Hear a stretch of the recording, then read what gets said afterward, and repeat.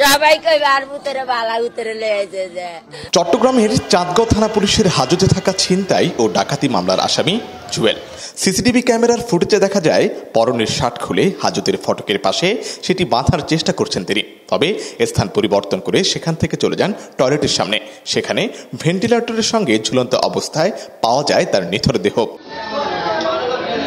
৩ জুলাই বুধবার সকালে তার মৃত্যুর খবরে থানায় ছুটে যান স্বজনরা। তাদের অভিযোগ, পুলিশের অবহেলায় আত্মহত্যা করার সুযোগ পেয়েছে জুয়েল। সবাই কইবার ভিতরে বালা ভিতরে লেগেছে যে। আর বুতা আসে যে সময় আসে ও গাপে নিন্দা তোকে গঞ্জি গাছ সক্কা খেলে দে সবাই লই এইসব লয়েছে ধার বুতা আসে মা লোক নানার চাটানো কালকে জামিন করিয়া লাইও। আমি শিখে দিচ্ছি আমার ভাই মরে গেছে বলে আমি বলছি আমাকে একটু লাশটা দেখান। ওরা বলতেছি একটু দাঁড়াও। আমি বলছি না আমাকে দেখান, তো ওরা আমাকে নিয়ে দেখাচ্ছে। আমি বলতেছি আপনারা কোথায় ছিলেন? ডিটি যদি লোক থাকতো তাহলে ওই লোকটা এরকম ফাঁসি খাইতে পারতো না। ওরা লকাপের আসামির আগে ওরা বাইরে চলে গেছে, এই সুযোগে আসামি ফাঁসি খাইছে, ওদের সব দোষ। কালকে রাত্রে ওয়ারিং বাড়িছে, ওনাকে কালকে রাত্রে নিয়ে আসছে।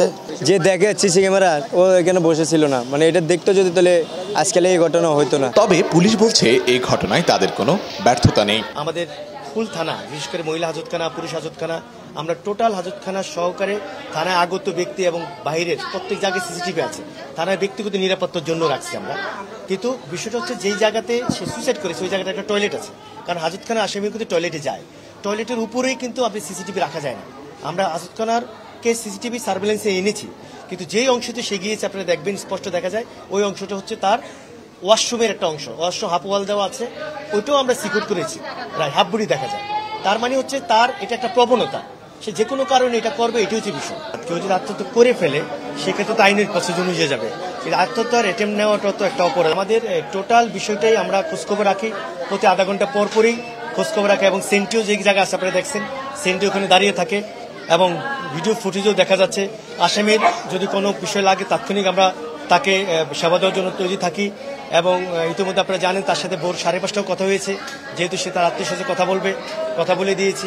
আর বাকিটা আমার দৃষ্টিতে কোনো বড় ধরনের কোনো লেখিক ছিল না। একটি ডাকাতি ও ছিনতাই মামলায় জুয়েলকে গ্রেফতার করেছিল চাঁদগাঁও থানা পুলিশ। জুয়েলের নামে নগরীর বিভিন্ন থানায় ডাকাতি ও অস্ত্রসহ মোট 7টি মামলা রয়েছে। হাজতে সিসিটিভি ও সার্বক্ষণিক কনস্টেবল দায়িত্বে থাকার পরও কিভাবে থানার মধ্যে আত্মহত্যার মতো ঘটনা ঘটল তা নিয়ে প্রশ্ন উঠেছে বিভিন্ন মহলে।